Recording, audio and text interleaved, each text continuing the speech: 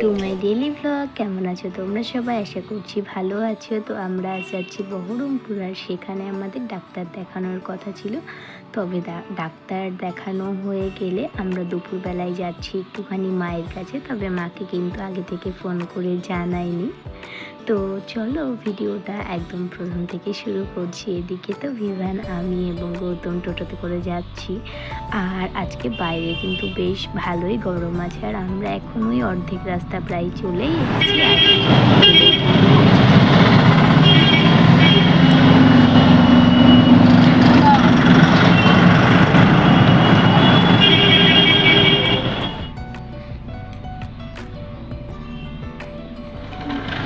এরপর একটা মিষ্টির দোকান দেখে টোটোটাকে দাঁড় করালাম, তার কারণ যেহেতু এখন দুপুরবেলা আর আমরা কিন্তু বাড়িতে না জানিয়ে যাচ্ছি, সেই কারণে মিষ্টির দোকান থেকে ভাবলাম কিছুটা পরোটা এবং তরকারি সঙ্গে মিষ্টি নিয়ে যতক্ষণ খেয়ে নিতে পারি, খাবার দাবারের ঝামেলা না।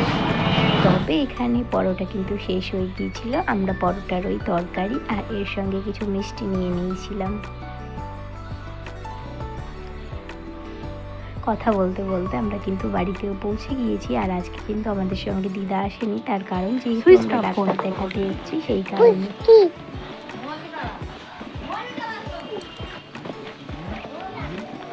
এবার চলো মাকে সারপ্রাইজ দেওয়া যাক।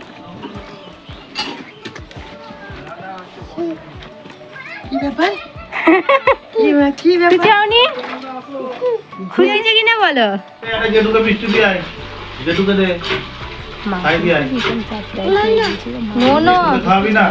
ছেলে পড়া আসছে, সেই কারণে একটুখানি ভয়ও পেয়ে গিয়েছিল। এরপর যে মিষ্টি এনেছিলাম সেই মিষ্টিগুলো ভিভান এখানে খাচ্ছিল, কম ফেলছিল বেশি। এদিকে কিন্তু গৌতম বসে আছে, আর ওদিকে ভিভান ওই যে সব কিছু ছড়াচ্ছে ছিটাচ্ছে। এদিকে কিন্তু গৌতমের জন্য চা বানানো হচ্ছে। আর এরপর আমি একটুখানি বাইরেও ঘুরে ঘুরে দেখছিলাম। এখানে কিন্তু অনেকটা গাঁদা ফুল লাগানো আছে, তবে আমরা কিন্তু এবছর আর গাঁদা ফুল লাগাইনি। এখানে হনুমানের এত অত্যাচার, সেই কারণে কিন্তু আমরা এবছর আমাদের বাড়িতে আর গাঁদা ফুল লাগাইনি। তবে আমাদের ওখানে বহরমপুরে কিন্তু অত হনুমানের অত্যাচার নেই, সেই কারণে ওখানে কিন্তু গাছ লাগানো খুব সহজ। আর এদিকে গৌতম চা খাচ্ছে। গৌতম কোথাও যাবে সেখানে গিয়ে প্রথমে চা খাবে না, এটা তো হতেই পারে না। তবে ভিভান এখানে রান্না বান্না করছে। এটা হচ্ছে আমার ছোট বোনের কড়াই এবং ও রান্নার একটা বড়। আর আমার নাম কি? আমার নাম কি? শিব বাবা। একটু আদু করে দি, আদু করে দি, কতক্ষণ আদু করে দি।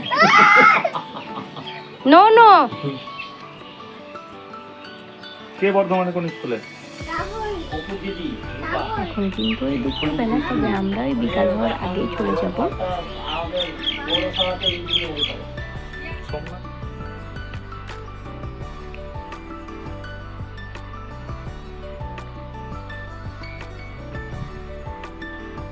এদিকে যেহেতু আজকে শনিবার আমাদের নিরামিষ, সেই কারণে কিন্তু মা নিরামিষ রান্না বান্না করেছিল। ডাল, বেগুন ভাজা, এর সঙ্গে ছিল আরেকটা ভাজা।